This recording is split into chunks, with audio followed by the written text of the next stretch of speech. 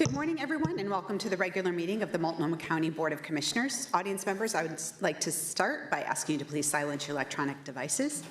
I would also like to remind you that in addition to the audience in this room, we have people watching and listening online, so please consider your language and comments and testimony today. Today's meeting is a hybrid board meeting. Some presenters and guests will appear in person and some will appear virtually. For those presenting virtually, please mute your mic when not speaking, and when presenting, make sure to unmute your mic and turn on your camera. For those joining us in person to provide public testimony or to present, please turn your mic on when you begin speaking so that the green light is showing, and off when you've completed your remarks so the red light is showing. For all presenters, please state your name for the record before speaking or responding to questions. May I have a motion on the consent calendar? So moved. Second. Commissioner Brim Edwards moves. Commissioner Singleton seconds. Approval of the consent calendar. All in favor, say aye. Aye. All right. All opposed? The consent calendar is approved. Opportunity for public comment on non-agenda matters. This is a time for the board to hear public testimony, not for board deliberation. When it is your turn to speak, I will call your name and unmute you or call you to the presenter's table. I will set a timer for 3 minutes when you begin speaking and announce when your time is up, at which point please wrap up your sentence. We're going to start with virtual testimony, which is Addie Smith. You can unmute yourself and begin, Addie.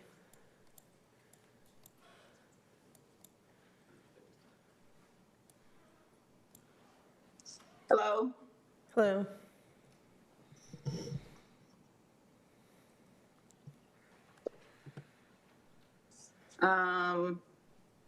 The other day, there was a gentleman on social media, and he was saying that all of the people who voted for Democrats would walk around with a blue card, and all of the people who voted for Republicans would walk around with a red card. And based on that card is where you would get your services. Nothing about his statements. He said, if you want health care, pull out your blue card, and everything the Democrats voted for, you would get under that blue card. And if you were a Republican, everything under health care, you would get from your vote. Nothing about his statements brought up the fact that police lie on police reports, they create false charges, judges lie, they violate the law.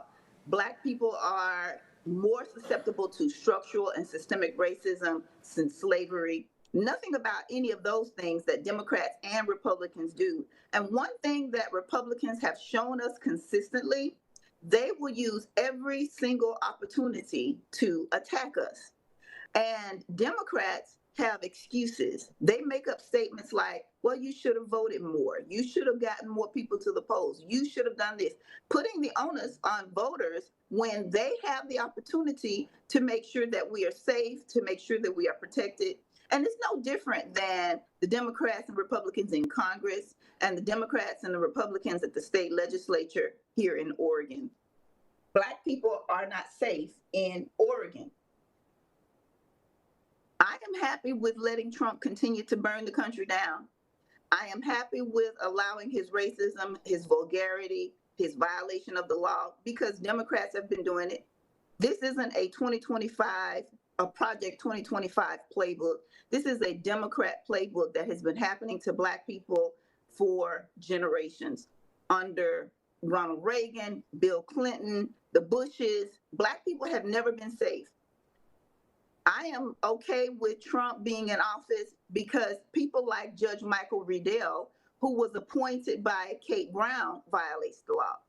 I am happy with Trump as president because Elizabeth Lemoyne, who was appointed by Governor Tina Kotek appointed Judge Mike Riedel, and he violates the law. He allows motions for people who have not been served for court. Elizabeth Lemoyne, who was appointed by Tina Kotek, violates the law. She allows attorneys to, she grants motions for attorneys when defendants don't have an attorney present at status hearings. I'm happy with Trump because the chief of police, Day, allows the Portland police to violate the law. Time. That's okay. Thank you. Okay, next, we're going to go with to in-person testimony. We have Jane Doe, Janice Thien, Anna Aziz Khani, and Bridge Crane Johnson.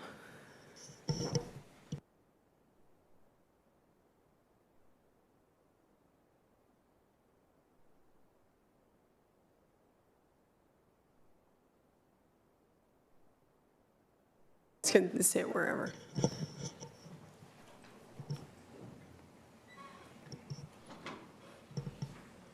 And then Janice, why don't you start because you're in seat 1. Yeah.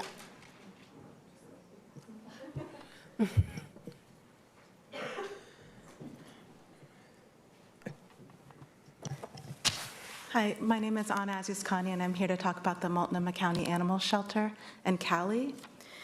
Callie was a 15-year-old black lab whose owner died on September 8th, 2025. She was picked up that same day and was recommended for adoption. On 9/12, she was examined by a certified vet tech who noted some fatty masses and dental disease, likely requiring extractions. They recommended transfer to rescue. On 9/16, MCAS started seeking transfer options. The public notes do not specify who or how many rescues. They only state that OHS, the Oregon Humane Society, declined. On 9/22, rounds met and still recommended transfer options. On 9/23, Callie was checked by the vet, who noted nothing extraordinary other than moderate to severe dental disease, likely requiring 3 tooth extractions. Her fatty lumps were thought to be benign. She had no pain, no difficulty breathing, was eating enough to maintain weight, had a clean coat with no wounds, no lameness or difficulty rising. Her quality of life was assessed to be okay, and she was thought to be having more good days than bad for a 15-year-old. On 9/24, rounds met and recommended euthanasia due to multiple medical concerns. Callie was killed on September 25th, 2025. Dolly's Fund is a restricted use account at MCAS to be used for medical care. A dental cleaning and 3 tooth extractions that Callie needed would cost around $2,800. At the end of August 2025, the balance in Dolly's Fund was $696,805. Callie was healthy enough to be transferred to rescue on 9/22, but not healthy enough to be kept alive on 9/25. MCAS was ready to pass her on to a rescue for them to spend money on, but not ready to spend that money, even with over $500,000 of donations in Dolly's Fund. Was she euthanized for space? If so, tell us that. MCAS has been over capacity with 50-plus dogs for over 1 month. Area rescues want to help, but MCAS creates unnecessary hurdles. The director of a local rescue recently reached out to MCAS about a few of the large breed dogs, asking about behavior notes and videos. She was told she was not a current placement partner because she had not transferred a dog within the last year, so her rescue was deactivated. She needed to fill out paperwork again to become active. But even if she was an approved rescue partner, she was told that due to staff constraints, MCAS would not provide playgroup or dog-to-dog interactions videos to local rescues. She said because of this, she prefers to pull dogs from California rescues who, while just as constrained, offer assessments via videos and other behavior notes before a rescue commits to a dog. Dogs needing medical care like Callie and large breed dogs are hard to adopt to the public. MCAS needs to use their money from Dolly's Fund to take care of medical needs and to have a better relationship with the local rescue community. Thank you. Good morning. Good morning. My name is Janice Thien, and I'm here also to talk about Multnomah County Animal Service. And I wanted to start with a story of how I got involved there. 9 years ago, it was a personal incident with my son's family dog that accidentally bit my then toddler granddaughter, and they ended up surrendering him to MCAS. I started going out there to sit with him because he was very shut down, and had a relationship with the then director, Ann Potter. Ms. Potter let me come out and work with a volunteer to get him out of his kennel. They let me help find a a doctor and give them information to sit with them during the interview. I kept in touch with them and found out that he lived a very healthy, happy life for the rest of his time here with us. And he had a bite, he had a bite, and still they worked with him, put him back on the floor, and he was adopted to a home with no children. That would never happen today. And I tell this story to tell how much MCS has changed since then. Now almost every dog that has any kind of bite, even one that doesn't break the skin, is euthanized. I attribute this change to management at MCAS. Dogs now that hurt an animal in their backyard, an enclosed structure, can be euthanized, and that is a threat to every person that lives in Multnomah County that has an animal. Frontline staff have left because of the treatment and their decisions on euthanasia. The decision for euthanasia is made by basically a few in management. Other shelters use people from the community, volunteers, staff. We know those dogs better than management. They can do better. I've witnessed it. I was there in the beginning when they did better. We need better screening for adopters, better partnering with rescues, making it easier for transfers, better advertising to get these dogs adopted, and better foster homes, more foster homes. Utilization of these public funds. We have 3. Dolly's Fund is something I've been talking about for years. We recently had 2 dogs there with intestinal blockages. One was adopted by her foster mother to keep from being euthanized. She took it to her vet at her own personal expense. The other one was euthanized without any medical intervention. She talked about a 15-year-old that was recently euthanized just for being basically, I think, no space. We wanted to put her in a medical foster home, but that would have been expenses that they would have had to pay for. Thank you. Thank you. Good morning. Thank you for allowing me to speak today. My name is reserved for my safety. I come before you with deep concern and urgency regarding a series of troubling events involving several Multnomah County institutions, including the District Attorney's Office and the Sheriff's Office. I believe these incidents warrant formal investigation into the actions of several Multnomah County staff whose conduct have contributed to what I consider as an assault on my life, my health, my safety, and my dignity. These events are rooted in a broader history of trauma, specifically ongoing sexual and physical abuse I endured as a child at the hands of a powerful and wealthy individual who worked in this community for many years. It should be noted that I sent several letters to Attorney Madcore, and I never received a response. On October 30th, 2023, while at the Hillsdale Library, a woman came in while I was connected to Wi-Fi checking my email and extracted proprietary targeted information from my computer that would have been able to prove that I created a health drink for children. This theft led to the transfer of my intellectual property to another individual. Shortly afterwards, all of my business partners were contacted and falsely told that I was under federal indictment, causing them to cut all ties with me.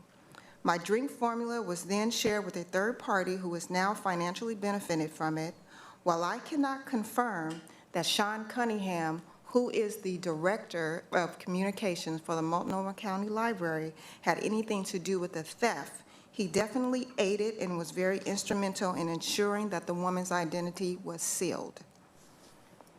On April the 10th of 2024, I recorded an interaction with Mr. Cunningham and another man whom he introduced as a staff member of Multnomah County. I allege that this individual is not a staff member, and he is responsible for the significant harm to my body, including the introduction of polyfluoroalkyls and synthetic cortisols into my body. These chemicals have led to serious medical issues and complete social annihilation because of the cortisol that was continually entered into my body.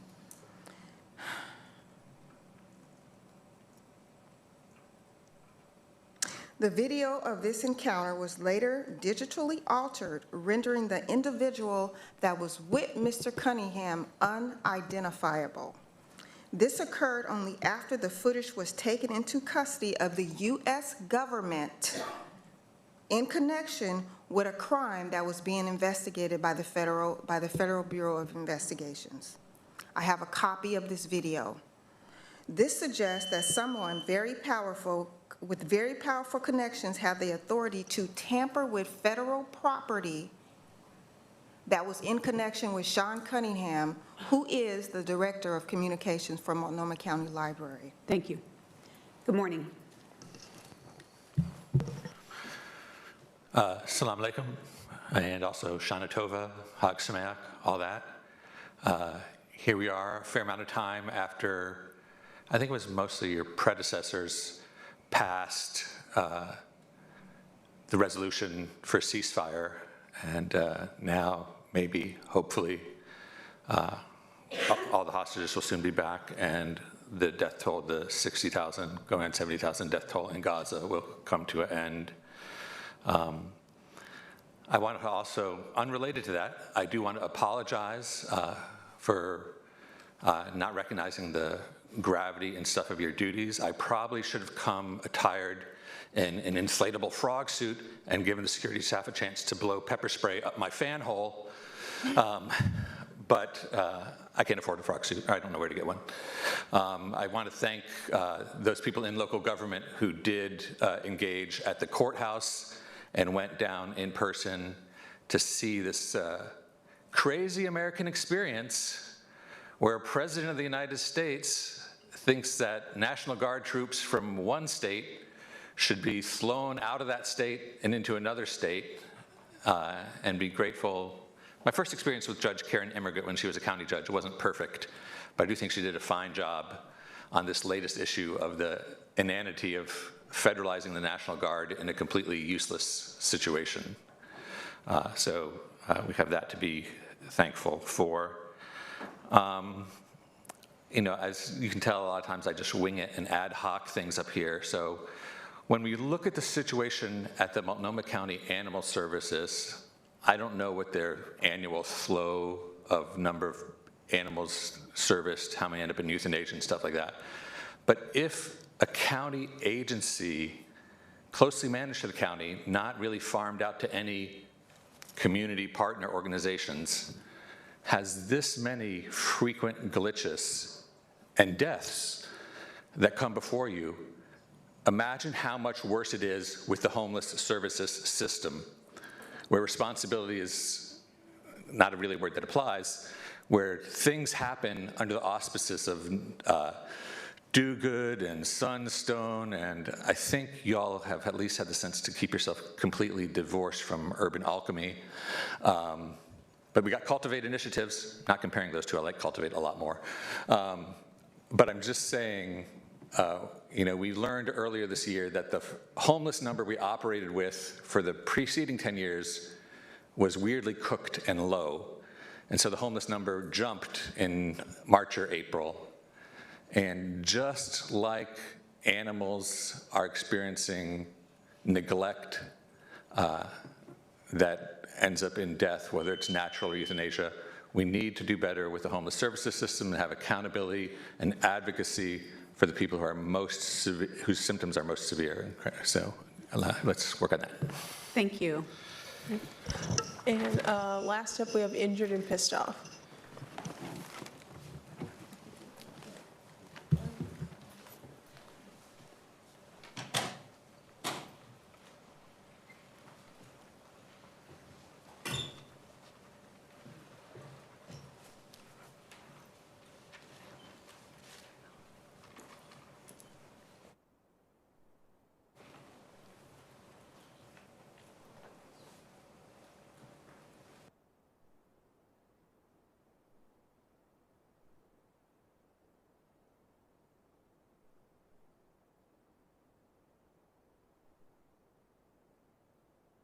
Good morning. My name's injured and pissed off. I've been homeless for the last 53 days since August 17th. Last week, I said that nobody's above the law of Multnomah County because of time limitations. I wanted to include the city, Oregon State, I'm talking about Oregon itself, and the federal government, with writing the United States Department of Justice 4 times. They're the law enforcement for service animals, and they didn't do anything. Of course, OHSU, when Eric Holder got fired, well, he got hired by them for $6.2 million or something like that, for 58 or 60 some odd pages of BS. You can read it online. Eric Holder, papers from OHSU, and my TBI, traumatic brain injury, that was ignored and even caused by by doing hip surgery and ignoring my 2 spinal cord injuries, the T12 and L1, and then standing me up for the next 3 days. I have no balance at all. In fact, I seen a man the other night at a facility, a homeless shelter, and he steps out of a car and immediately starts to kind of stagger, and then he falls down and hits his head, and I spoke up and I said, that guy's no more got any more balance than what I do. And somebody in the line spoke up and said, well, his was self-induced. Yours is medically caused. Yeah, medically caused. And yet I get no justice from anybody, and I will show up here to complain about the lack of treatment, medical treatment. None. I explained that last week too. And the homeless shelter deal. Thank you. Thank you. That's it for public testimony. And I'll move on to R1, informational briefing on transportation authorities and guidelines. Thank you, Tasia. So our first item today is an informational briefing on transportation authorities and guidelines. We have Jessica Berry and John Henriksen here. So as they come down to the dais, I will turn it over to them. Good morning. Excuse me. Good morning, Chair Vega-Peterson, Commissioners. My name is John Henriksen. I'm the Transportation Division Director in the Department of Community Services and the County Engineer. And with me? Hi, I'm Jessica Berry. I'm the Deputy Director of the Transportation and, excuse me. Thank you, Chair Vega-Peterson and Commissioners. I'm Jessica Berry, the Deputy Director of the Transportation Division in the Department of Community Services. And today we're going to give a presentation about some of the administrative procedures that guide our work, some of the guiding documents, and just to inform the board about what we're doing. All right, next slide. So what we have before you is an update on a handful of documents, but I wanted to place it in the context of all the documents that guide the work that we do. So what you see here on this slide is kind of a list of the documents that guide how we do our work and what we do in the Transportation Division. So we have our high level, we've kind of listed it from highest level to most implementation level. So at the highest level, we have our policy documents, and then we have our capital project plans, our ADA transition plan, and our safety action plan that's underway right now. The bulk of our presentation today is about the authorizations and guidelines. So these are the documents, the code, our administrative procedure, rules, and design standards. And then at the most implemented level is our operational and compliance documents that are sort of updated internally and managed by staff and changed as needed to match our processes. Next slide.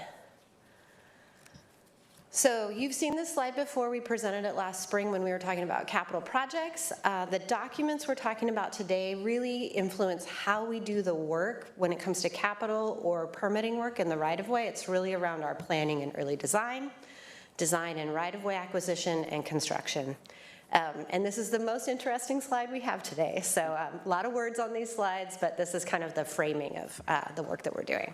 Next slide. Okay, so briefly I'll talk about the county code. This is the county's guidance document that gives the authority to create and update the other 3 documents that I'm going to talk about today. For the public awareness, it's Chapter 27 and Chapter 29 are really the documents that guide the work of DCS and it's specifically the Transportation Division. So Chapter 27 establishes the board authority to create and set fees. It also establishes the Department of Community Services. Chapter 29 establishes the department's authority to create rules for certain actions, such as issuing permits in the right-of-way and to create standards for construction in the right-of-way. Next slide. The code is updated here by the board through an ordinance with 2 readings. We actually are not planning to update the code. We are updating other documents that are allowed through the code. We think that once we're done with this full process, we'll take a look and see if there are code changes that we would want to propose to this board. But for now, we're just really focused on updating those other documents. Next slide. So here's a schedule of some updates we're doing. And where we are, why we're here today is that we started working on our design and construction manual update. We're doing a major update, which John will talk about a little bit more further on. But in initiating this update, we found that there are a few other some small things in both the administrative procedure and the road rules that are making it harder for our staff to implement the work efficiently and be really transparent with permittees about the work that they are required to do. So we're proposing some minor updates to those 2 documents now with a major update to the design and construction manual and the road rules kind of underway now, but wouldn't be done until next winter, probably a year from now. Next slide. All right, so I'll talk a little bit about TRS-01, which is an administrative procedure, and it outlines the expectations of how we as staff bring to the board right-of-way acquisitions. So it's, you may recall that we've actually come to you with this item. Relatively recently, we came on Cochrane Road.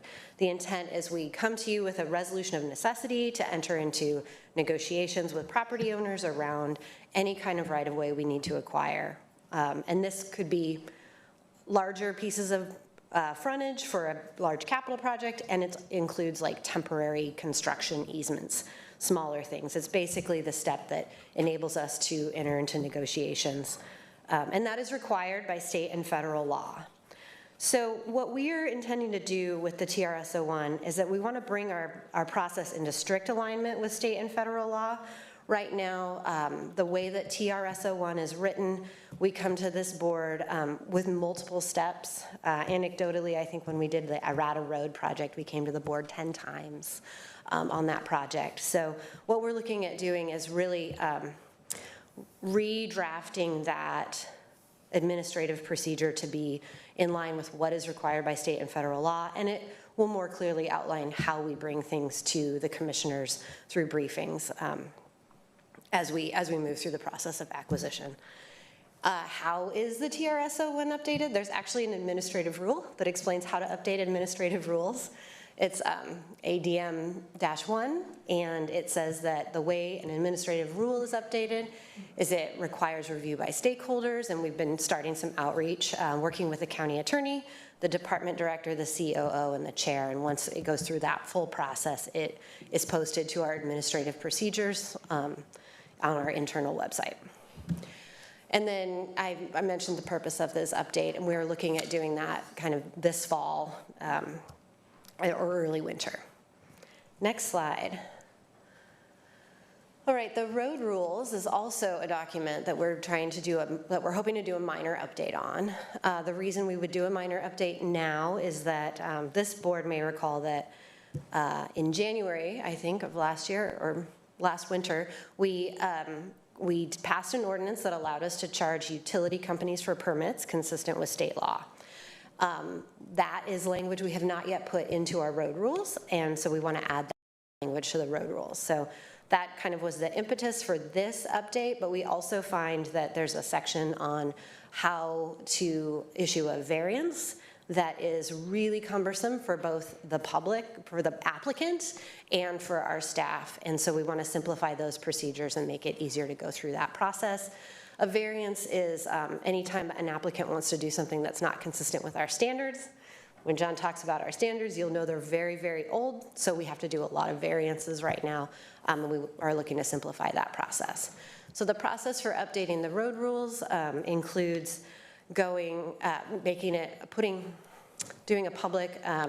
public review period. So we would go through a process where we go to our planning commission and talk with them about the update, post it on the website, make it open for public comment. We're working on creating the website for that right now, and doing some other outreach with our other partners in the community. And then that is another project that we're looking at doing this fall or early winter. Again, to just simplify things for the staff and for the public to know how to do the work. And then the next thing we're going to update will be the design and construction manual. So I'm going to turn it over to John. Thanks, Jessica. Again, I'm John Henriksen, the Transportation Division Director in the Department of Community Services. So design and construction manual, we're going to do a major update on, and for good reason.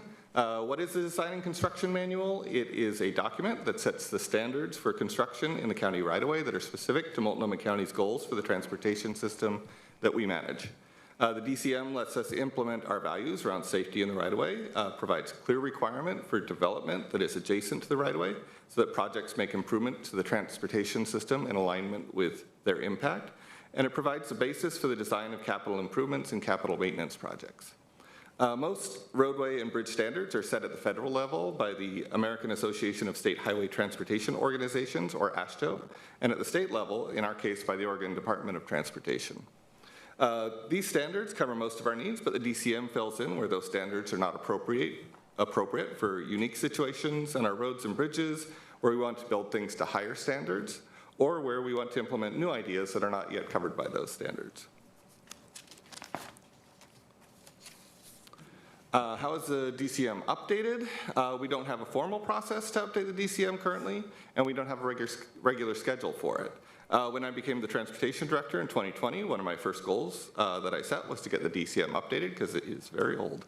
We were delayed a bit by COVID and the impact that had on our staffing and resources for the transportation division, but once we got back on our feet, this was a very high priority both for Director Bradway and for me. The DCM has not been updated since 2000. The last update was during the brief period when the state of Oregon was flirting with the metric system, so it is in metric currently. The county's transportation goals and priorities were very different in 2000 than they are today, and state and federal standards have gone through significant changes since 2000. The update that we're working on now will switch the DCM to U.S. customary units, align the DCM with current state and federal standards, and align the DCM with county values and goals for our transportation system. You may be wondering, when the DCM is out of date, how do we do our work? Well, we end up defaulting to federal standards and doing a lot of variances because we have unique situations that aren't covered by it. Next slide, please.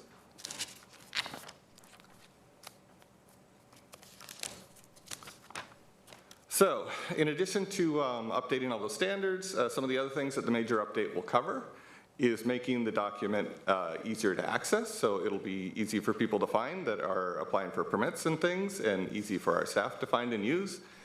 Provide up-to-date information that will make sure that it's linked to all the standards that it references. So again, ease of use, this update is a lot about that.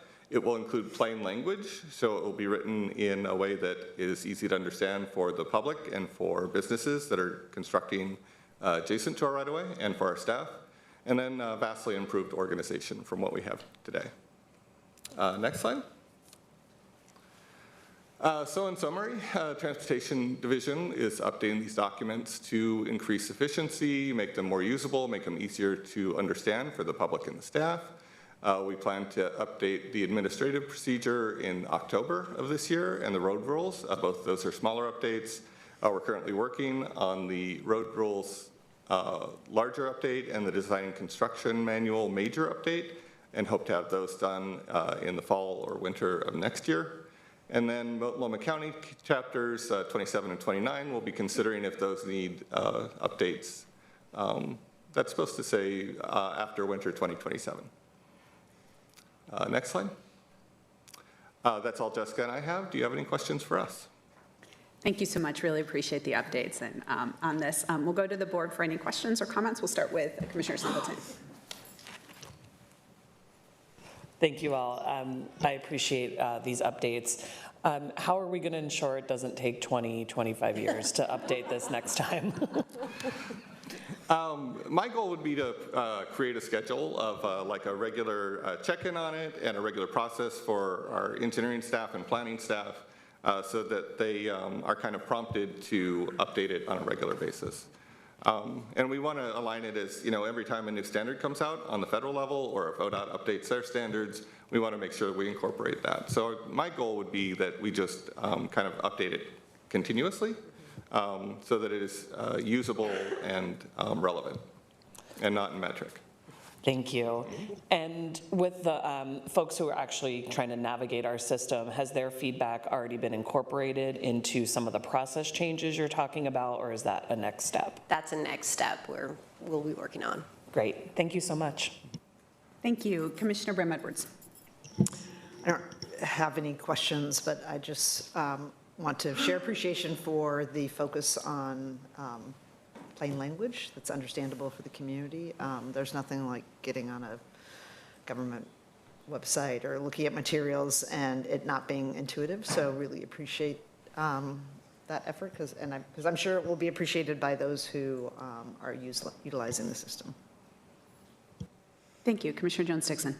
Great. Thank you for the update. And as you know, I've asked a ton of questions around just the plan out in East County with all the rural roads and everything. The only question I have: do the planning bodies that we have, are they helpful, or are you using them as far as vetting some of the ideas that or some of the things that you mentioned in the presentation? So the county's planning commission is we're scheduled to go next month. Early November, the first week in November, to talk to our own planning commission. We're actually planning to take information to the East Multnomah County Transportation Committee, and we work with our partners every month out there, so they're looped in on what we're doing, and then we'll probably take it to our Bike and Ped Advisory Committee too, just for awareness on all of these projects. Great, thank you. Thank you. Commissioner Moyer. Do these documents require board approval, or are they things that you can update as state and federal changes are made? They do not require board approval, which is partly why we wanted to bring everything to you so you're aware of what we're working on. So when, as John mentioned, like if we plan a yearly schedule to take a look at what has changed at the federal level and integrate it, it does not technically have to come to the board. Yeah, I think my experience is not largely in road construction, but my father's was, and just wanting to make sure that we have institutionalized a process of, for the feds, it's a little different. It's kind of an ongoing needing to see if they put out new rules, guidance, and legislation. With Oregon, it's a little bit more predictable process to look at the end of a session or when administrative rules are released.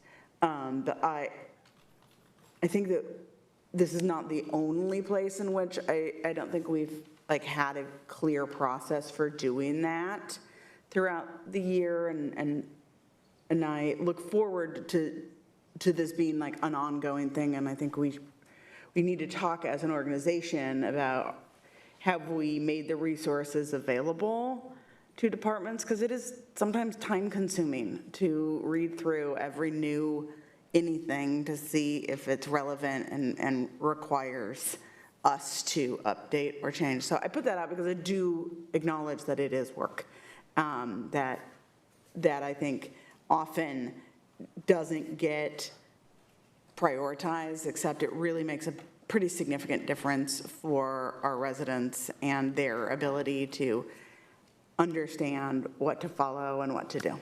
So thank you so much. Thank you. I just want to thank Director Bradway, John, and Jessica and your whole teams for taking up this work. It has been a long time since this review has been done and is much needed. And I know this is something that Margie had talked about as she was hired for the DCS director. Like, we need to be taking a look at these, at the things that we do, and we're seeing this in transportation and in land use. So I just appreciate that, that kind of concerted effort to make sure that the work that we're doing are aligned with, you know, like, and up to date, and allow us to move as, you know, smoothly as possible as people work through our processes. So, so thank you guys so much for this. Appreciate this update, and good luck with all of the work. We'll look forward to any updates you have. Thank you. Thank you very much.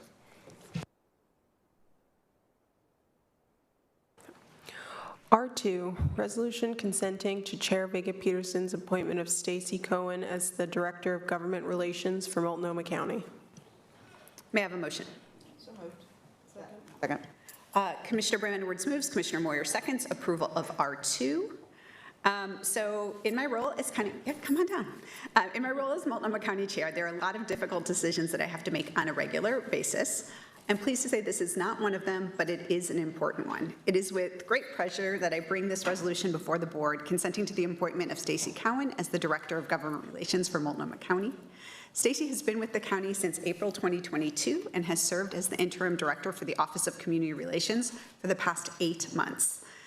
In that time, I have been so impressed with her sharp political instincts, her wise, clear, and consistent counsel, and her ability to forge coalitions that can deliver big and complex legislative wins for our organization and for the people of Multnomah County. And now, in this environment, her leadership is needed now more than ever. The work of our Office of Government Relations is essential to helping the county navigate through the turbulence of this federal administration and adapt to the challenging economic conditions that we'll continue to see at the state level. It is hard to imagine anyone better to lead this work right now and to help us meet the moment before us. Her talent and over 15 years of experience driving legislative and budgetary victories speaks for itself. But ultimately, what made this decision easy is just how deeply attuned Stacy is to the values of Multnomah County, values that we will continue to protect and defend. With that, I will pass it over to Stacy to say a few words before giving the board a chance to share their thoughts.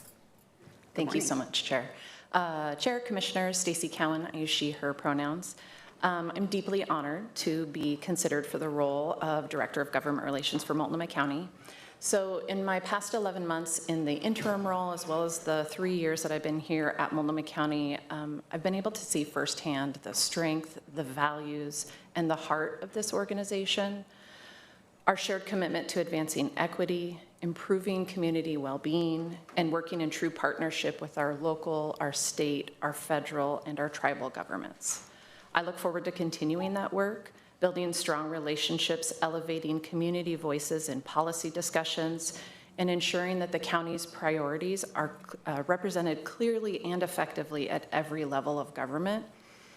This really is especially critical given the challenges that we have in front of us. So looking ahead, my vision for government relations and for our board is really rooted in deep connections and deepening those connections. Not only with elected officials and agency partners, but with the communities whose voices must shape the policy priorities that we put forward. I want our government relations team to be known not just for advocacy, but for how effective we listen, we translate, and we bring community experience into the policy process. I'm grateful for your trust and for the opportunity to lead such a talented team of dedicated public servants. Together, I know that we'll continue to deliver on the county's mission and to strive to make a real difference for the people that we serve. So thank you very much. Thank you, Stacy. I'll go to the board for any comments or any questions. We'll start with Commissioner Brim Edwards. Thank you. Thank you for bringing this appointment forward. Having spent the last 40 years of my life in either the federal, state, or local political environments, I know that the importance of who shows up to talk to and represent an organization or an entity is critically important about whether an entity is effective, is successful in moving its agenda.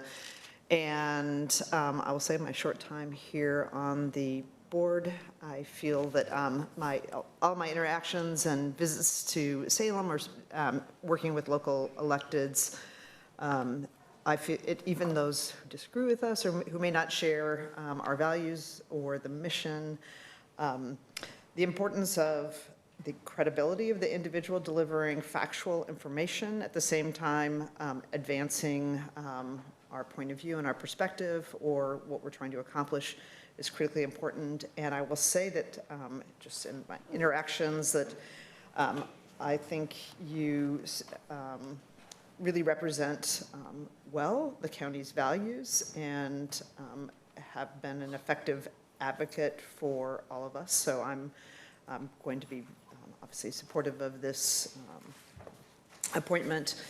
And again, if people don't trust the person who's delivering the information or an entity's message, the entity or the jurisdiction is not going to be credible. And I feel that your approach, providing the facts, and also in a way in which it also advances our values and what our agendas are going to be long-term an advantage. And we've got some very difficult legislative sessions coming up and conversations also locally. And so I'm very supportive of this and appreciate that your willingness to take this on during a very challenging time for the county. Thank you. Commissioner Jones-Dixon. Yep, great. Thank you, Chair, and thank you, Stacy, for the time earlier this week. I know we've been doing the work for 9 months or 10 months straight, and what I really appreciate about our time on Monday is just pausing and you sharing your why. And my grandfather always reminds me, every time I talk to him like once a week, he said, don't forget the ticket that got you to the dance. And specifically hearing your why and your journey up until this point was inspirational for me. And now I have a deeper understanding and appreciation as to why you chose to lead and say yes to the county. And I'm very, very much looking forward to the future. So thank you. And I'm supportive, obviously. Thank you. Commissioner Moyer. I have had the pleasure of working side by side with this candidate for, I think it was 4 years. We were co-workers working largely every day for SEIU Local 503 and really shared a lot of similar values and principles, and so I did not feel I needed to have an interview with you, and I have really complete confidence that Multnomah County will be well represented in Salem and with other governments, and really just continue to look forward to working with you officially now in this role. And I think you have an excellent team that I have complete faith that you will lead well, and I'm impressed with all of them as well. So this to me is one of those processes that are fun and easy, and continue to be grateful to get to work with you again. Thank you. Commissioner Singleton. It's all the sports teams play today, so I had to wear all of them. Stacy, we've known each other for a very long time, and just really appreciate not only how you approach this work, but the conversations that we've had about how we can push government relations and what lobbying looks like in Salem, and really force some of the conversations that we need to have around equity, whether that's on all the different axes, but also looking at how funding is coming out. And I just really respect and appreciate your perspective, and I know that your team is very well supported.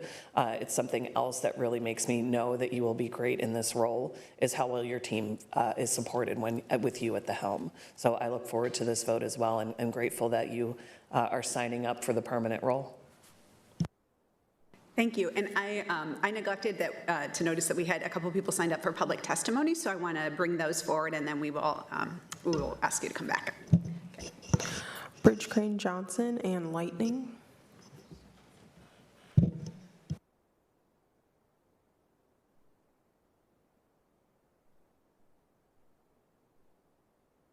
Good morning. I'm Bridge Crane Charles Simca Johnson, and it's joyous, but I think, if we all like Ms. Cohen, it's also a little bittersweet because it ain't easy. And I feel I'd be remiss if I didn't talk about the previous government relations snafus, not really the fault of the government relations director, but as a county board, as voters, we did not intergovernmentally relate well at all for the rollout of Measure 110, and now people are dead. Hundreds of people are dead. Now, how much of that is due to delays and bureaucratization and funding problems with getting recovery beds and putting carts before horses? And I raise this only to talk about what a serious job Ms. Cohen is taking on as we talk about this wild puzzle of American life where we all pay some taxes, and some of it goes to the Fed, and some of it goes to the state, and then it gets handed back down to the county. And as I previously expressed a concern, it sometimes gets handed out to community partner organizations, which have different levels of accountability and quality service. And I was pleased to hear Ms. Singleton mention equity problem. We got to have a little almost hour discussion last week about how we're going to make sure the county does its best work to make sure employees that are from minority and marginalized communities are given situations to thrive, to move into leadership, and to have managers that aren't maybe oppositional or not properly trained. So what a big plate we're heaping up for Ms. Cohen, but I think that I do trust the judgments that went into selecting her, and if she's wild and crazy enough to take the job, let's make things better. Thank you.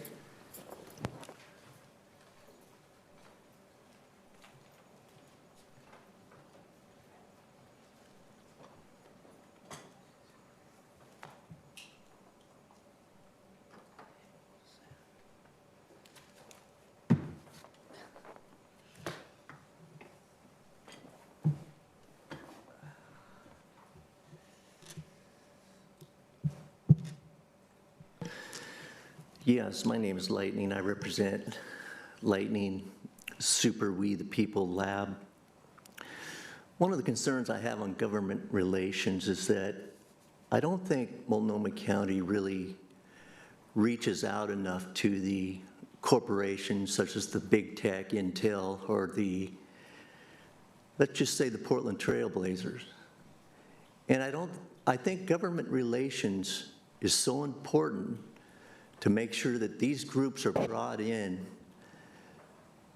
to Multnomah County government and have a clear understanding on how it affects Multnomah County and the city and the state. And why I say that is that on the Portland Trail Blazers, as we know, there's going to be a new owner, Tom Dundon, and I'd like the government relations to reach out to him, have discussions, and also on Intel, as you know, NVIDIA just stepped in with a large amount of money. I'd like the government relations to reach out to Jensen, have a discussion. What can you do for us? Can you build a new arena, which I'm asking Jensen to put the money up for right now. Lightning is asking him personally. Would you step in with Lip Bhutan, the CEO of Intel, also take a minority interest in the Portland Trailblazers? All my good friends, the Portland Trailblazers, as I know, you see the name here. I want to see you have the state-of-the-art arena built. And my good friend from NVIDIA can easily do that if he wants to. But we have to make communication, and that's government relations. How that would benefit Multnomah County, the city, and the state to have that new arena built and have Yang Hansen, who's from China, which they perceive right now as the new superstar from China at the Portland Trailblazers. They have an audience of over 200 million to 300 million that are focusing on him. But again, when you look at the big picture, what can China do for Multnomah County if they want to? They can do a lot. But you have to have those discussions. You have to have those discussions, and that's government relations. Remember what I just said. Multnomah County all the way to China. And you know how you can do that? You talk to Yang Hansen. They have him as the next superstar of China, playing at the Portland Trailblazers. You need to comprehend what's going on around you, and the government needs to have more positive communication also with the Trump administration. Thank you. So we're not embarrassed like we were in the last few days down at the ICE facility. Thank you. It's called communications. Thank you. He's right. All right, Stacey, I'll invite you to come back up.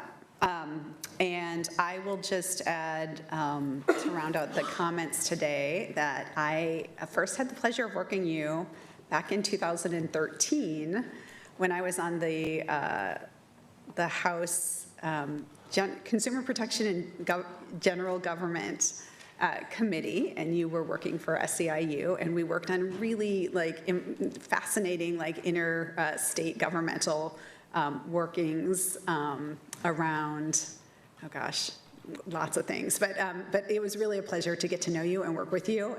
You were a great partner in that work, and you have continued to be an excellent partner for Multnomah County and representing all of our community. So really glad to support you in this today. Thank you.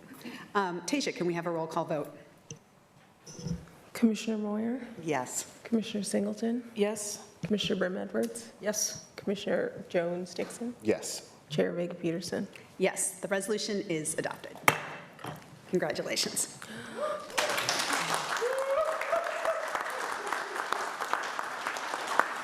R3, budget modification number DCM-002-26, workplace security earmarked contingency request. May I have a motion? So moved. Commissioner Brim Edwards moves, Commissioner Singleton seconds approval of R3. So today, our board gets to take action to support the wages, working conditions, healthcare coverage, and paid time off for our contracted security staff with Intercon. With that in mind, I want to appreciate Commissioner Moyer for her budget amendment this fiscal year to cover increased contracted security costs. That is what's before us today, and now I'll hand it over to Commissioner Moyer before we hear from Dorothy Elmore, our Director of Workplace Security, to get into more details. Commissioner Moyer. Thank you so much. And thank you, Board, again, for paying attention to this issue during our budget process, which I think is incredibly important. Multnomah County works side by side with many people who may not necessarily have Multnomah County on their checks. But we are all a team, and we are addressing some of our the current challenges hand in hand. And in that belief that everyone who's working on behalf of Multnomah County, regardless of the name of their employer, are value members of the team that is Multnomah County, we have an obligation to treat that workforce as the coworkers and professionals that they are.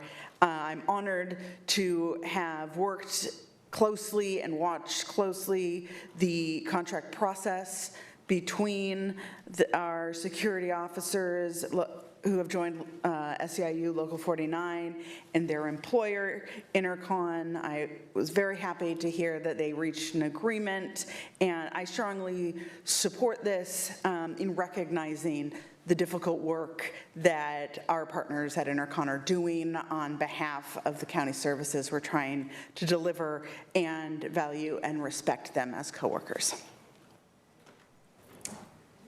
Thank you so much, Commissioner. Good morning. Good morning. Chair, Commissioners Moyer, Singleton, Brim Edwards, and Jones-Dixon. My name is Dorothy Elmore. I am the Director of Workplace Security here at Multnomah County. On July 2nd, 2025, Intercon made me aware of a tentative agreement in place with SEIU that has a financial impact against the existing contract. Intercon included a union cost impact statement that outlined the annual incremental costs for the county's review. Intercon states that all of which goes exclusively to the Intercon employees in the form of wages, benefits, and vacation. Intercon claims that the increase will bring the county's program up to the SEIU's union standards for the city of Portland and other similar security programs in the region. The union cost impact statement was forwarded by myself to the Central Business Office for review and to make a determination on future impacts to the security budget. The Budget Office determined the cost impact to be $552,684,000, which is $52,684 over the $500,000 contingency fund allocated, brought forth by Commissioner Moyer and approved by the board on June the 12th, 2025. I do want to be clear that the increase Intercon is requesting stems from an agreement between Intercon and their employee union.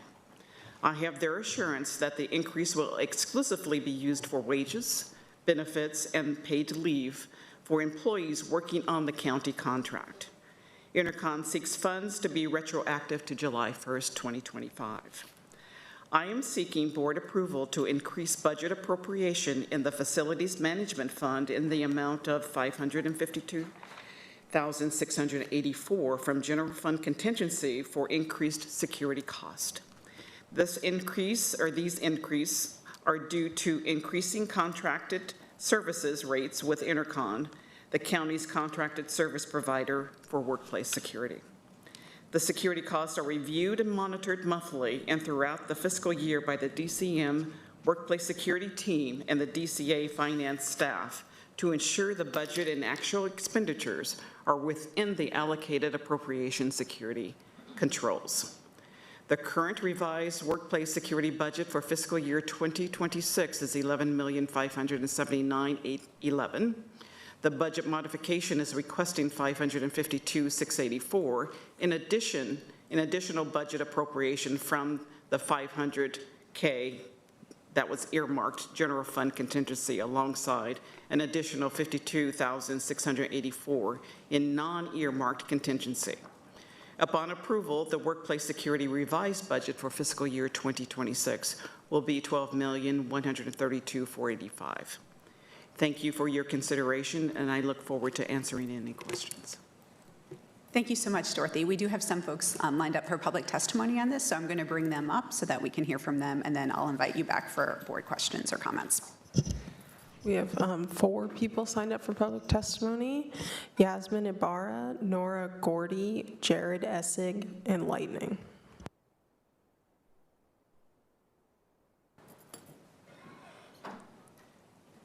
Good morning. Good morning. Good morning, Chair Vega Peterson and County Commissioners. My name is Yasmin Ibarra. I'm the Political Director for SEIU Local 49.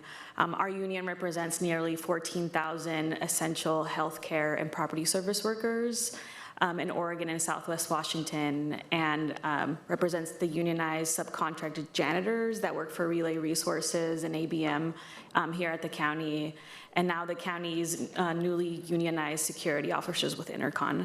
I'm here today to express our members' appreciation for the county's investment of public dollars through this budget modification, and good jobs for security officers.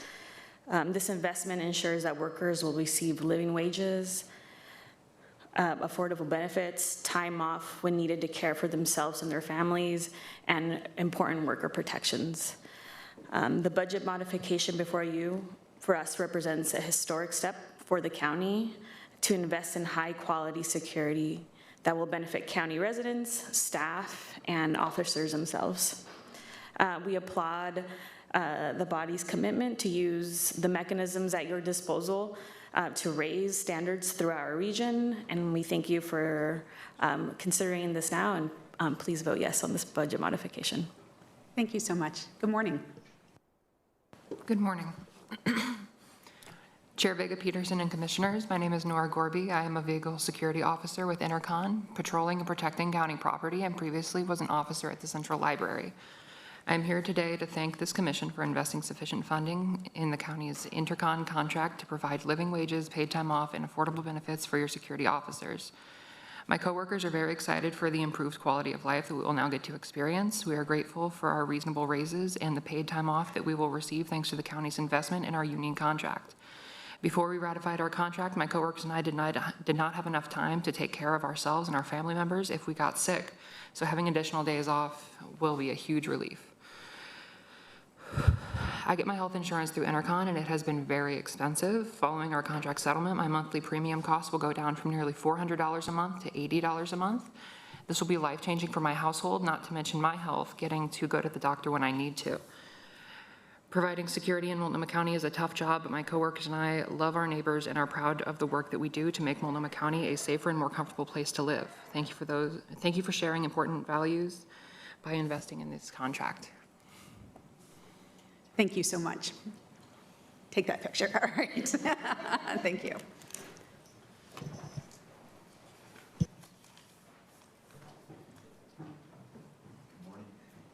Good morning. So you just need to hit the button on the bottom. There you go. There it is. Good morning, Board of Commissioners. My name is Jared Essig. I'm representing the Rose City Iron Front. I appreciate Ms. Elmore's security policy. I have no complaints about the conduct of any of her employees here, except that there is an extremely disproportionate number of security in the lobby relative to the number, which is 3 right now, in comparison to the number of county employees, which is 0. Okay, and none of these security contractors are really empowered to answer questions or direct people to the right departments. This is extremely inaccessible. Compared to the Clackamas County building or the Washington County building, this is the most inaccessible public building I've ever been in. I can't get a bus schedule, I can't get a map, I can't get directions to the local library, no access to resources whatsoever. Now, what if I'm a citizen, or I am, I would like to get a copy of the county auditor's latest report. I can't even do that. You know, I walk into the Portland City Hall, I can go to the ombudsman who will direct me to any city agency I need to go to. I can go to the office of the auditor and get a copy of the latest reports. I can go lobby my counselors. None of that is possible in Multnomah County. You have 3 security, not a single county employee. You need to have 2 county employees and 1 security guard who's there to enforce policy, not to set policy. Okay? That's the role of security, is enforcement, not making decisions or giving directions. They're not empowered to do that. So I thank the security, we need that, but you need better communication with your constituents. You need transparency and accountability. And you know, Lightning's right also about this. You need to have better communication with the Trump administration if you want to stop the embarrassment that's happening down at the ICE building. And you need better communication with local stakeholders and maybe even foreign governments who are investing in the Multnomah County region. Okay, it starts with having better communication with your own constituency and a security policy that allows access. All right, now about the proposed National Guard deployment, there's a simple solution to this. Just declare a curfew, like Mayor of LA, Karen Bass did. on a couple days after the deployment was announced there. Declare a curfew so the riots can end and the mostly peaceful protests can continue during the day. I know, Commissioner Burnham-Edwards, you visited during the day and you think it's mostly peaceful, and like Mayor Wilson, you're all posturing behind the man in the chicken suit and the frog suit. But you know what? There is also a violent revolutionary anarchism as an ideology deeply rooted in Portland. You have to confront that, okay? That's what led to the murder epidemic after the riots of 2020. Denying that the problem exists is what legitimizes President Trump's maximalist rhetoric. Now, when you're in a state of avoidance and denial, it empowers people like him. Thank you. Thanks for listening.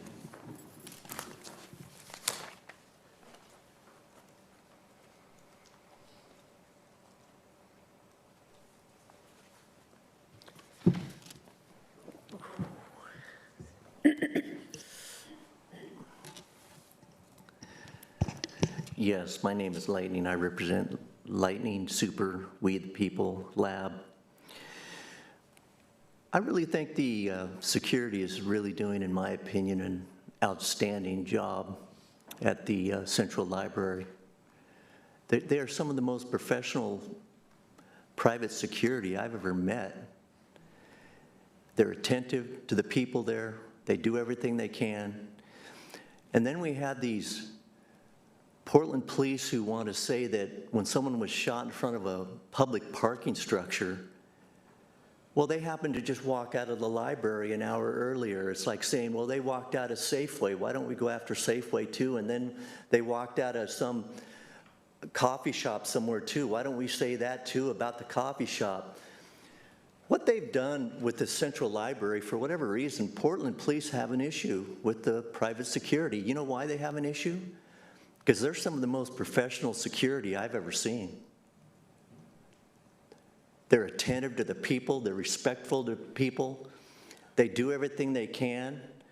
And then to be put under this cloud of, though they're responsible for something that happened at a public parking structure out in front of that, it's, again, there's an issue here. And like I say, I approve everything that Dorothy has stated as far as the added money, and which I think is definitely deserved. And the reality, again, like I was stating, is that I want to have more participation from the government relations to the corporations, to the community members, to the Portland Blazers. And again, to my friends at the Portland Blazers, and that goes to you too, Jody Allen, when you receive all that money, I want some money going to that Central Library Foundation. A lot of people out of Seattle I know are on those foundations, but Jody Allen, when that big $4 billion check comes in, I want a big donation to help that Central Library. And again, the Central Library is run about as good as you can run it in accepting all people in this city. That's what the Central Library is about. And when you look at the front of that, and it's carved for all right into the library. We have people in this city and county that are starting to point at people and saying, you don't belong here. And we're going to say that your behavior is the reason. We're going to use that. It's just your behavior we don't like. Again, for all. Central Library is one of the best libraries I've ever seen. Thank you. Get the donations coming in. That goes to you too, Jensen, from NVIDIA. I want some donations. Thank you, sir. Thank you. We'll be in discussion. We'll go to the board for any questions on this or any comments. We'll start with Commissioner Jones-Dickson. Yeah, thank you, Chair. It's been a morning of bars, so thank you, Mr. Essick. Your recommendations have been heard, and I've heard that from other community members as well, so thank you for the recommendations and sharing your observation, and same with you, Lightning, the for all as it pertains to the spaces that we create through the library. And Commissioner Moyer, thank you for bringing this forward and your advocacy. I don't have any questions. Just one of the things that we'll be observing is just the access that the staff have and just learning this new process. And Yasmin and SEIU, thank you for your representation in education as well. And thank you for bringing this forward. Thank you. Commissioner Moyer. You're good? All right, Commissioner Singleton. Thank you, Chair, and thank you. I appreciate as well Commissioner Moyer's work on this issue during the budget process, but also the tireless advocacy and organizing work of SEIU, and I've appreciated conversations there as well. One thing I do want to note is I have asked repeatedly for the executive salaries of this business, and it has not been something I've been able to get a hold of without me doing my own digging to try and figure out what is the pay disparity between the chief executive and the frontline workers. We do this with nonprofit businesses and ask to understand the pay scale across the entire organization. That does not seem to be the case of what happened here. And while I am supportive of this and will be voting yes, I am disappointed that the business did not appear to put anything on the table to provide better wages and health care for the critical frontline staff, despite having high executive salaries that far exceed what they're paying those frontline staff. So I wanted to raise that point, but again, we'll be supportive of this. Thank you, Commissioner. Commissioner Brim Edwards. So I'm going to be an enthusiastic yes for this. I have 3 thank yous. One to Commissioner Moyer for the foresight of bringing this forward during the budget process. Oftentimes things, if they're not earmarked in the budget process, the response later is this wasn't budgeted for, which sometimes is used as a reason not to do something. So appreciation for putting this into the budget process. I want to thank Director Elmore for bringing this forward today and working with Intercon to get us here. And importantly, I want to thank SEIU for your role in helping build a better contract that will not only benefit the security workers, but also benefit the county when we have employees who have basic benefits and pay. That is a benefit not just to the individuals who receive them, but also to the county. And I also want to just share my appreciation for the patience. While this was in the budget months ago, it took a while to get us here today. And I know that caused some anxiety, just getting us through the process. So just appreciation to those who were patient. I'm glad we're here. I'm glad we're here today. And again, I'll be an enthusiastic yes. Thank you, Commissioner. Thank you again. I'm really proud that our contracted security force is now unionized. Their work is incredibly important for the safety of our staff and for our community.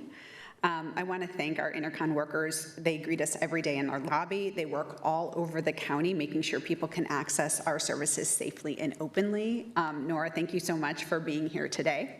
I also wanted to thank all of the folks who worked to make this possible today. So Dorothy, thank you for the work that you've done on this. Travis Graves, Sarah Ryan in my office, COO Chris Neal, and then of course Commissioner Moyer, thank you again for bringing this forward and putting this, and I appreciate all of the board's support on that item. So thank you so much. I will be supporting this. So Tasia, can we have a roll call vote? Commissioner Moyer? Aye. Commissioner Singleton? Yes. Commissioner Brim Edwards? Yes. Commissioner Jones-Dixon? Yes. Chair Vega-Peterson? Aye, the budget modification is approved. Thank you. R4, first reading of ordinance amending Chapter 11, Preschool for All Board Oversight Ordinance. No, unless, can I have a motion? So moved. Second. Okay, Commissioner Singleton moves, Commissioner Brim Edwards seconds, approval of R4, and this is Commissioner Moyer's item, so I will turn it over to you. All right, thank you. I'm bringing forth this PFA, Preschool for All Board Oversight Ordinance. My goal in proposing this code change is to address public desire for board engagement in the evaluation of Preschool for All sustainability and provide guidance through the policies that govern the implementation of PFA to full universality.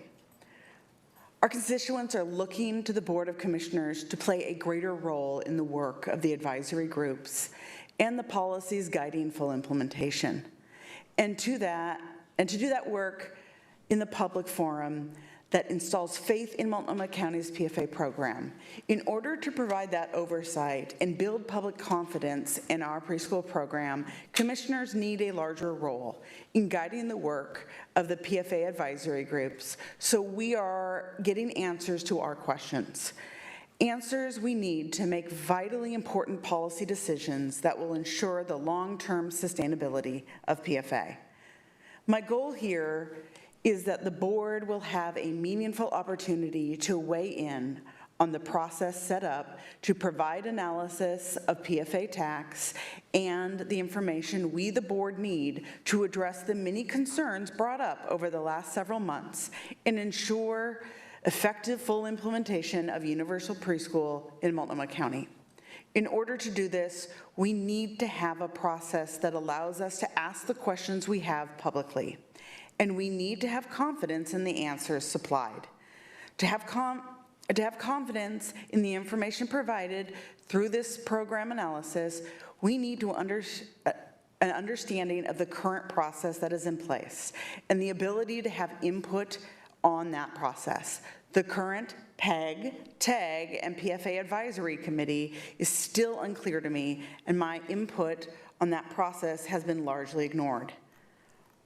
In order for me to consider any change to the revenue mechanism that funds PFA, I first need to understand what is the detailed implementation plan with related goals and expenditures that will get us to full implementation of a universal program by 2030. What is ongoing operating costs of universal preschool for all at full implementation? Those are fundamental questions that need to be answered before we can consider any change to the PFA tax. We also need a mechanism for the board to address concerns brought by providers and parents over the last several months. That is why my ordinance increases the role the PFA Advisory Committee by setting up subcommittees to dig into these policy areas and provide recommendations to the board on the improvement of PFA. This is the impetus of this ordinance. However, this is not the only way to achieve greater board oversight and inclusion in the TAG, PEG, and advisory committee process. I would like to propose that this board table this vote to have a work session in early November with the understanding that we will discuss the best ways for the board to be involved in the policy decision-making process with all the information we believe we need to make informed decisions. If the board is included in shaping the work of the PFA advisory groups, then a vote on this ordinance will not be necessary. However, if we cannot be more involved in shaping the advisory and work policy, I'll move to ask for a first reading of the PFA Board Oversight Ordinance. I am still new to Multnomah County Board, and I'm learning how different this process is from the legislative process at the state and federal levels that I'm used to. But I ran for office to do the work. Being responsible stewards of Preschool for All means the commission needs to do more work openly and transparently. Here is what I would like from a work session. First, I want a board work session to discuss TAG, PEG, and PFA Advisory Committee current scope of work and process, so the board can provide feedback on their process and direction in order to ensure that the TAG recommendations are useful to the board members. For example, I'm unclear why we are not utilizing the board-appointed Preschool for All Advisory Committee to determine what the program will look like at full implementation before the TAG makes revenue recommendations as it is stated in the law that governs PFA. The law says the TAG will report to the board with a recommendation regarding the increase in Chapter 11 Revenue and Taxation 33 S-1 2024, subsection A, and the future revenue requirements to ensure the program is fully funded. Nowhere in the law is the PAG, the Policy Advisory Group, referenced. Second, in this board work session, I would like to discuss how PFA funds are being used to staff these advisory groups and consultants. What are the deliverables for these contracts? And does the scope of work capture all the information that the board wants? Based on the board discussion at the work session, I'm hoping we can direct the Office of Preschool and Early Learning and the PFA Advisory Committee to deliver a full implementation plan for PFA, including how many more slots can we get from existing providers? How many slots do we need to create through capacity building strategies? What are those strategies and what are the costs? Once we reach full enrollment, what is the ongoing cost with updated population projections? What are the ongoing costs of program operations and supports for providers, and what aspects of the current program can go away? I believe it is at this point we can ask the TAG to report to the board with a recommendation regarding the increase toward revenue. The future revenue requirements to ensure the program's full funding. I do not believe we need unanimous support from TAG members on recommendations. I value hearing all voices and all perspectives. Third, I want to uplift the increased use of the PFA Advisory Committee in the proposed ordinance. I believe the board-appointed PFA Advisory Committee is currently underutilized. I propose setting up subcommittees to dig into issues raised by parents and providers. Some topics could include barriers to new PFA providers trying to enter into the program, the implementation of our inclusion policy, how we set our provider rates, family care needs like hours, settings, and specialized care. So many people worked tirelessly to pass the ballot measure that created Preschool for All with voter approval of 2-to-1. PFA is our largest economic development program that the county operates. It invests in small businesses that provide childcare, increasing the amount of available workforce for employers to draw from, attracts highly skilled workers to Multnomah County, and increases family earnings that are spent in the local economy. I believe it is our duty as a board to be involved in the implementation of Preschool for All in a greater way than we are currently included. This will help build public trust in the process and result in a better program for our residents. A public, open process will instill confidence in Preschool for All and Multnomah County. So I am hoping that we can table this and agree to a work session in early November. In the meantime, I would like to see, with this work session, I would like to see us discuss these issues, and hopefully a vote will not be needed on this ordinance. Thank you. Thank you so much, Commissioner. So would you like to make a motion at this time? Or, I'm sorry.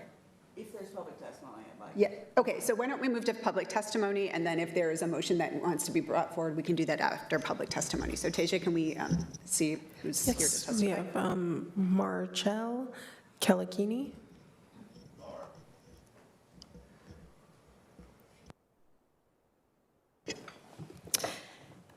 Chair Vega Peterson and County Commissioners, my name is Marchelle Kalekini. I use she, her pronouns, and I am the Political Director of Family Forward, an organization I'm proud to say works in community to collectively educate and advocate for systems that elevate the vital nature of care and caregiving in its many forms. We all know the current situation. Federal and state programs are being cut. Communities are under threat from the Trump administration's abuse of power and disregard disregard for the law manifesting as militarization and the unnecessary deployment of National Guard troops on American soil. But we continue to push back, shedding a light on Portland's beauty, diversity, and resiliency.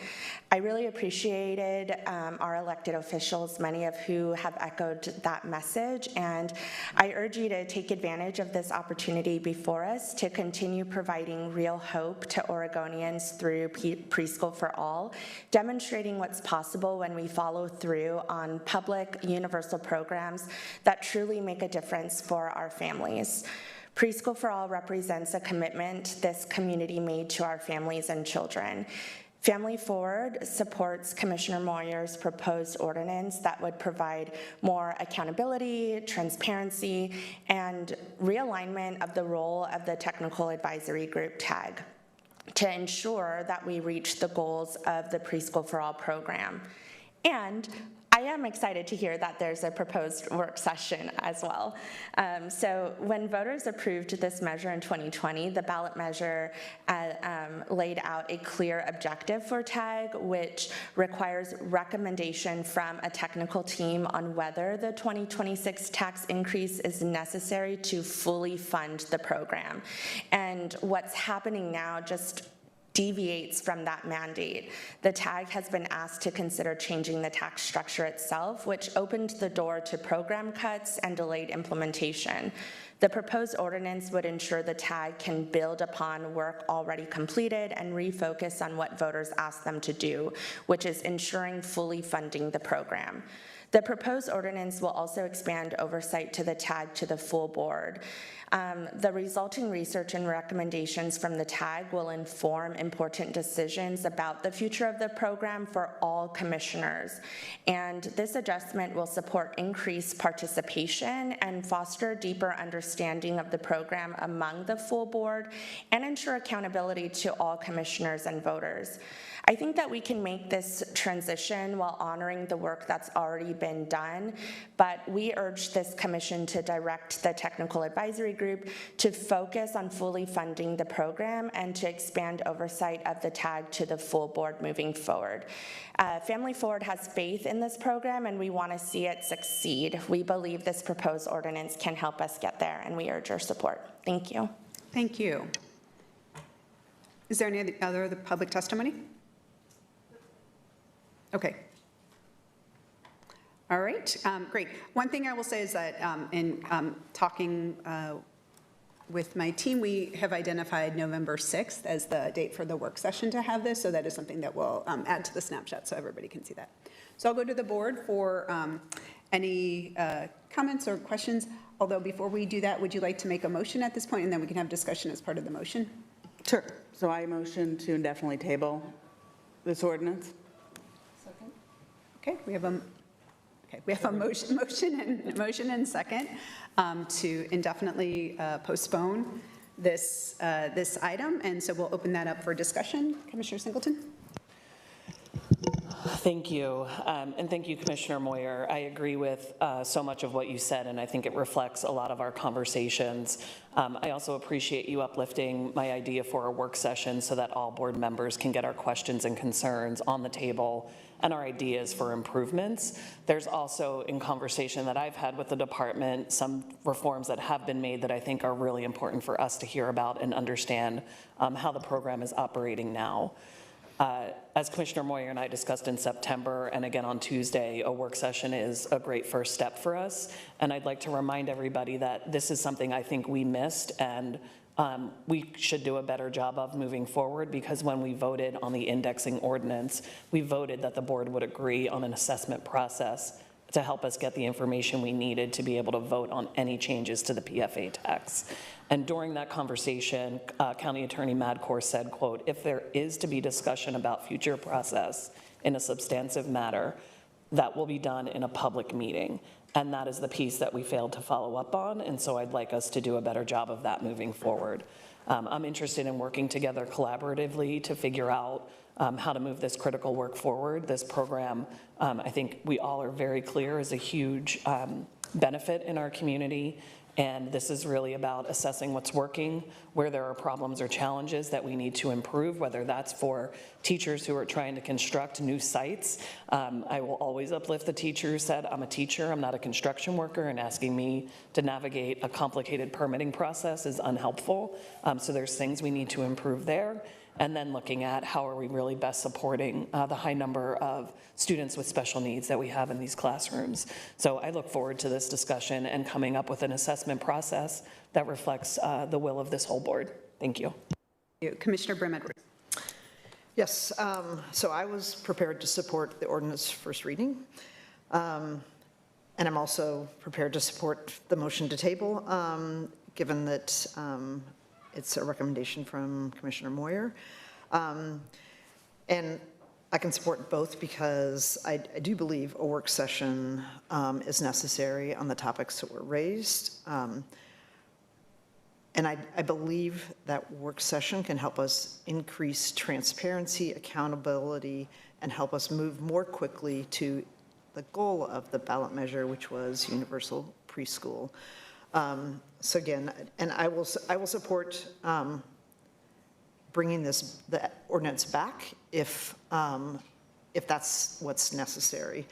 And part of it in my conversations with Commissioner Moyer leading up to this meeting, I expressed, like, we all joined the commission at different times. Well, the two on the ins didn't, but we joined at different times. But more than a year ago, the commission was asked to delay the tax increase that's embedded in the measure. And at the time, I raised the issue that the commission was being asked to delay the increase before the technical advisory had been even formulated or provided us with any information. And I thought at the time that we were casting a vote without being informed by a group that could have given us, I think, some good information about just the implications for our vote. I always want to be informed about sort of the lay of the land and the context in which the vote is happening, and that didn't happen. And then we had this again around the same time when indexing got raised again. The tag still hadn't been formed or provided us just overall guidance on how the measure would be implemented. So again, I think given where we are now, this is needed because without it, I feel like we'll just be continuing to operate in an environment in which the commission is not fully informed. We also had budget votes related to Preschool for All that, again, without the larger context. So I appreciate this being brought forward and look forward to a work session in which we not only discuss the technical advisory group, but just the overall accountability and how we're going to implement this in a way that both it's implemented fully, but also sustainable. So thank you, Commissioner Moyer, for bringing this forward. Thank you. Commissioner Jones-Dixon. Yeah, great. Thank you, Chair and Commissioner Moyer. As I said, since last week, you are one of the realest commissioners ever. I really appreciate, and this is just a firm example of us, it's another step closer to building America's favorite county. I'm supportive of the work session, and thank you, Commissioner Singleton, as well, for putting the recommendation forward. And I look forward to engaging in the conversation come November. So I'm supportive. Thanks. Thank you. Thank you. And just, I appreciate this motion on the table. I will say, I mean, the commission does work, or this board does work differently than the state, and it is, and we don't have like the exact equivalent to something like a public hearing where you get to really talk about a proposed bill like without having to take an action. And I think that having a work session with with the work session that's accompanied by something to be responding to or a focus is a really helpful way for this board to have those conversations, to have an equivalent conversations publicly about this. That's why I've really focused on making sure like we've got a format for the work session and definitely adding more work sessions in general to this body's work. I wrote down all of the things that you said, but I would love to see in your comments those things to make sure that we're structuring that, as well as making sure we're incorporating what we've heard from other board members over these conversations about what you want to have as a focus or information you'd like to have ahead of that work session. So I think that will be really important. One of the things that I want to also make sure that we get is a detailed timeline of the work, between, including the things that have already happened, but will, up until the time when this board would need to be voting on anything around Preschool for All, which at its latest would be August of 26 to be in place for a future tax year. And so having that as a conversation to make sure that we are scheduling for, the right amount of discussion and deliberation by this board. So just appreciate that. I want to appreciate Family Forward for being here today to share your perspective. I think your comments, as well as many other community partners who have been huge advocates for Preschool for All, have been an important part of the conversation we've had over the last several months, as well as the folks who have come forward with concerns about Preschool for All, whether that's the way that the program works itself or the potential impacts on our community. That is also part of the public process, and we will, I'm sure, continue to hear that and incorporate that as we move this work forward. For me, having started this work with community, with partners, with advocates back in 2017, I think it was actually when we first started talking about this. This has been a labor of love and a passion project to make sure that we are changing the dynamics in Multnomah County of systems that have not fully served all of our members of community, and to me, making sure that the children in our community have the best possible start in life, and that we are moving forward with creating a system that addresses disparities, that gives children a chance for a joyful quality education that is culturally responsive to where they are coming from. That is the heart of why I did this work in the first place, and was so proud to help lead on this. And the fact that it was something that was done with supporting living wage for the workers that are doing this, with helping our small business owners to have that economic development opportunities that ripples throughout our entire economy, all of that has been incredibly important. So for me, making sure that we are doing what we can to support this program in getting to universal access and maintaining our promise and our commitment to the voters who passed this is incredibly important. So I look forward to continuing to work with this board on all of that, and doing so in a public way, in a way that brings together all of the voices of this community. So with that, any further comments? Can we have a vote on the motion to table indefinitely? Commissioner Moyer? Aye. Commissioner Singleton? Yes. Commissioner Brim Edwards? Yes. Commissioner Jones-Dixon? Yes. Chair Baker-Peterson? Yes, the motion to table passes. All right. Thank you. So that brings us to the end of our regular schedule today. Now is when we have time for board comments on non-agenda items. There is so much happening to discuss, so I will open it up to the board for folks who have comments today.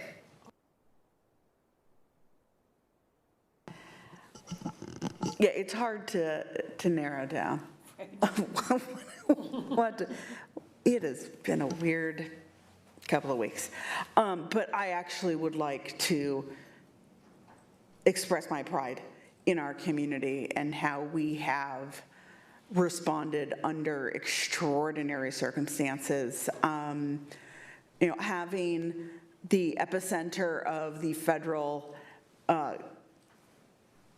attempts to overreach in my district, I do try to make a point to go down 2 to 3 times a week, and I continue to strongly believe that we have this situation completely under control.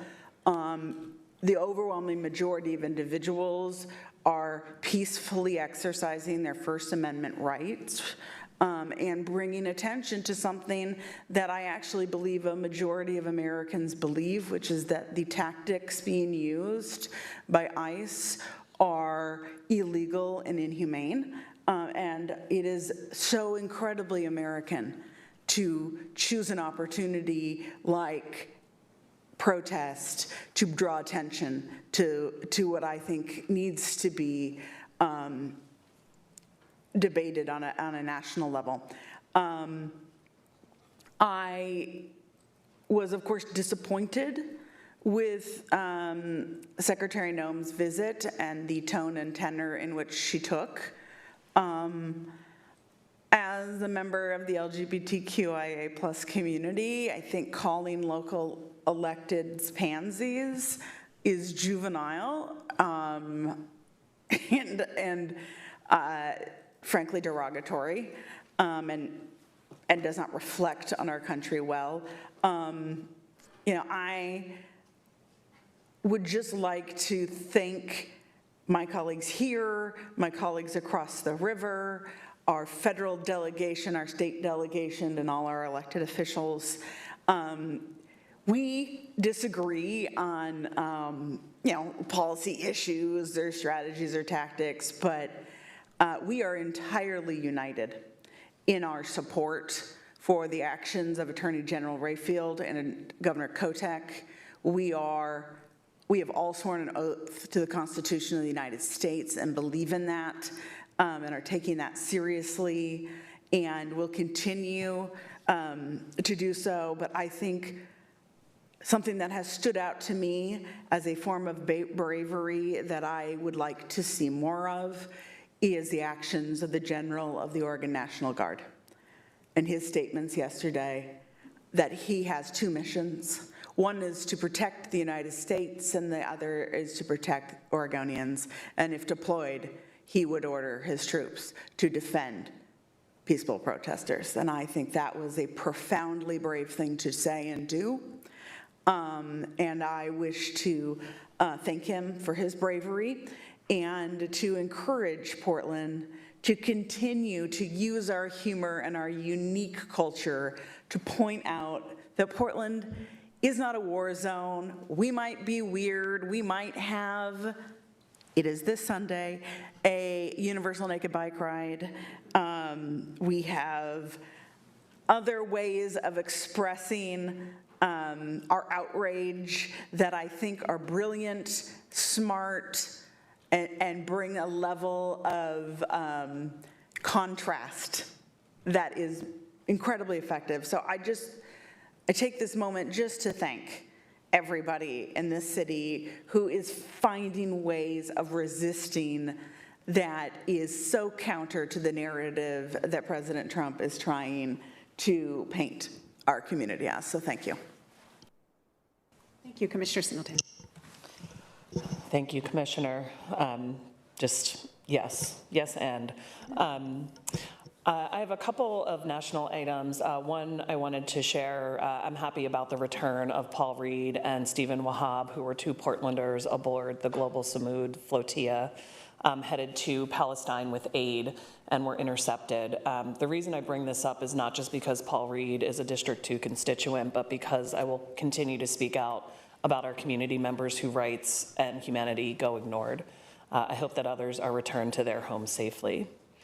There have been a couple of actions by the federal regime with housing and urban development where they are expected to cut permanent housing program funds.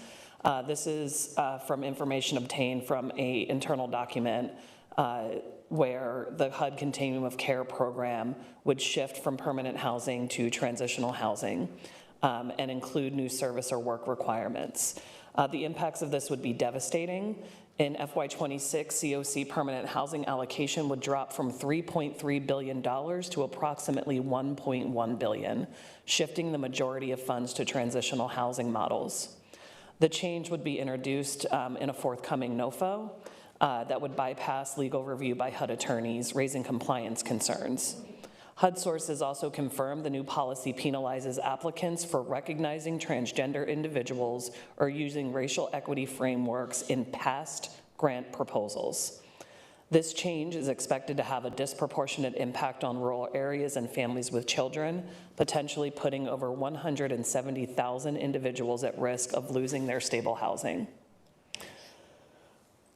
Last week, USDOT issued an interim final rule that removes the race and sex-based presumptions for social and economic disadvantages for DBEs or disenfranchised business enterprises. This refers to most of our BIPOC and women-owned businesses. Many federal and local programs promote DBE goals to address data-proven disparities within contracting for BIPOC and women-owned businesses. Because of this rule, all DBEs must get recertified. This is a time-consuming process that takes years for businesses to complete sometimes. To have their status revoked without reason is blatant racist and misogynistic attack on businesses. They go so far to even say, quote, federal recipients are prohibited from setting or counting DBE goals until the reevaluation process is complete. This is appalling. As someone who has worked for a small DBE in the transportation field, I know the hard work it takes to get certified.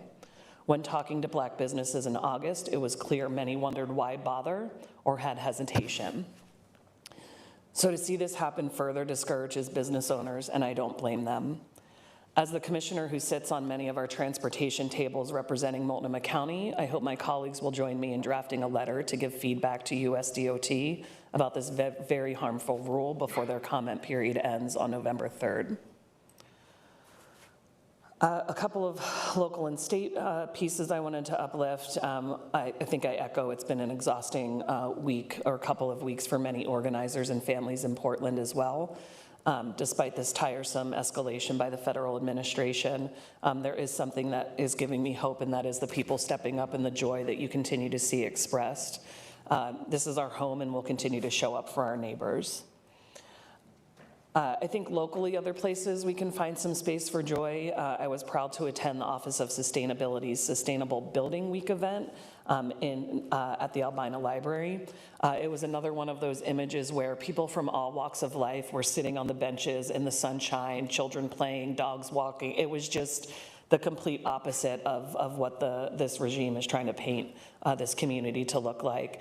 And it also was just a really cool group of folks having some really interesting conversations about sustainable building. So appreciate that office and the work that they're doing. I also wanted to just share, if folks are interested, I'm happy to share more, but I do sit on the National Association of County Community Economic and Workforce Development Committee. We're in the midst of our policy platform development. There are things ranging from fully funding current and expanding Section 8 vouchers to supporting housing and homelessness assistance grants. So if any of my colleagues are interested, I'm happy to talk more with you about some of those policy priorities and make sure to get your feedback before I submit my vote. And because the Eagles don't play on Sunday, they play today. Go Birds. Also, go Phils. Come watch football with me on Sunday, October 12th. I'll be in my district at Mule Bar on Northeast Fremont at 11, and just some time to kind of hang out and talk with folks in the community. And then lastly, I want to announce that the TriMet survey is still open. I really encourage people to get on there and make your voice heard in there as they're trying to figure out services that will be rolled back. I think it's really critical that community voice is uplifted in there. There is a virtual open house tonight for Chinese, Korean, Russian, Somali, and Vietnamese speaking community members. There's a list of open houses that are in person that are coming up as well. And the survey is open until October 31st. So I'll continue to share this in my newsletter and push it out and encourage other folks to do the same. Thank you. Thank you, Commissioner. Commissioner Brim-Edwards. Just a couple things. First, I want to thank our community for resisting and speaking out against the rise of authoritarianism here in our country, especially when we have been sort of at ground zero for the last week. And appreciation to those in the suburbs who have stood with us, and suburbs and beyond. I've been, my text string has been, my text inbox has been just full from people around the country of, we know the challenges that are being faced by this community right now, and we're standing with you. So just thank you to all of everybody who's not a Portlander who's standing with us. I've also say the last several weeks I've been reminded by fellow Portlanders of all the ways and reasons by which I'm proud to be a Portlander.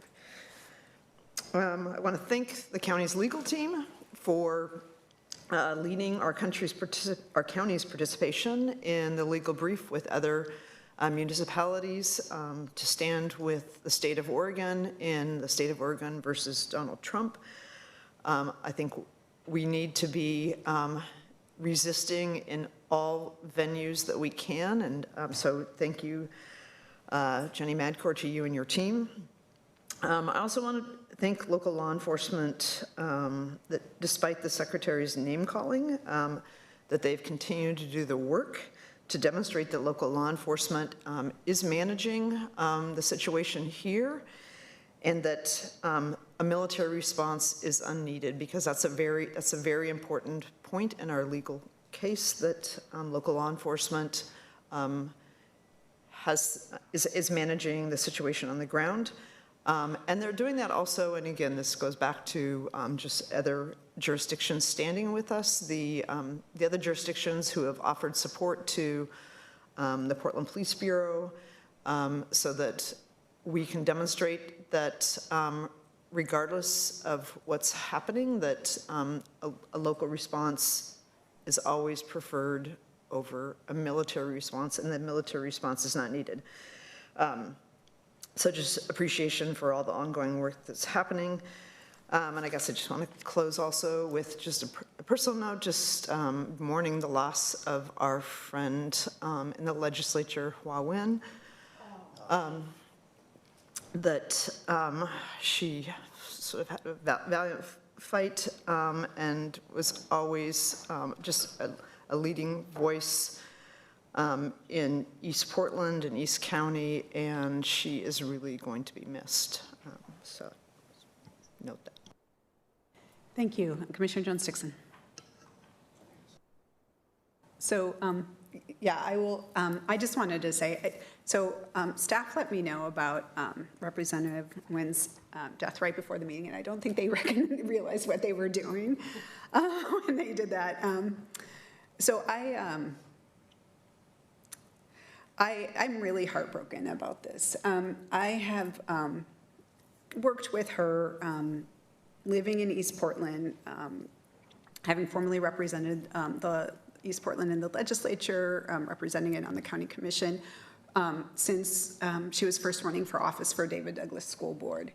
And she has always had such a passion for fighting for her community, fighting for youth, and really doing her best to represent her district in a way that's giving voice to people in the community that hadn't always traditionally had a voice, and being a champion for them. And from her work in doing, as school attendants, really focused on school attendance for both BPS and for Clackamas, she's always been a champion for education and really connecting kids who didn't always have the, the best chances to make those connections and to succeed. And she was so proud when she was elected to the legislature to be a part of the biggest class of Vietnamese Americans who were coming in to serve in the legislature, and made the difference there.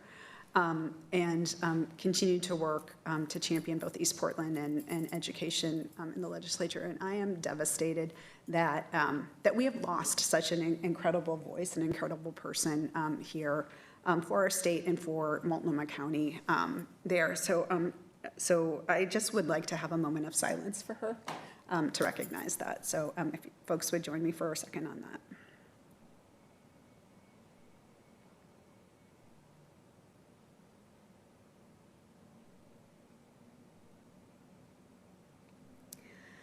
Thank you. Fuck cancer. So there you go. Okay. You okay? Yeah. To build off of what you said, in spite of everything that's happening, she continued to work through. And she is a huge inspiration to everyone in the district. And I've only worked with her for 2 years, I think, or 3 years. And I'm beyond inspired by that. And I just found out in this moment, that's why I had to pause. And you summed everything up. And yes, exactly what you said.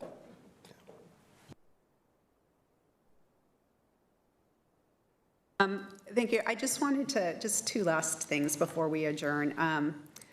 Thanks for all of the comments on the federal situation. I'm not going to add to that. I just appreciate the way that everybody's shown up. Commissioner Moyer, I really appreciated your newsletter yesterday. That was fantastic. I just want to thank the community for the way that they are showing up and continue to show up around this. I wanted to note that next Monday, October 13th, is Indigenous Peoples Day, which is a wonderful opportunity to honor Indigenous histories, uplift Indigenous cultures, and connect across generations. There are many great events locally, and I wanted to uplift one that is the celebration hosted by the Wisdom of the Elders on Monday from 4 p.m. to 8 p.m. at Barbie's Village, which is a tiny home village for houseless Native parents with small children in Northeast Portland. Everyone is welcome to attend. There's going to be shared meals, songs, stories, a children's powwow, and many Native-owned vendors there. We are not meeting next Tuesday because many of us will be attending the Northwest Public Diversity Conference.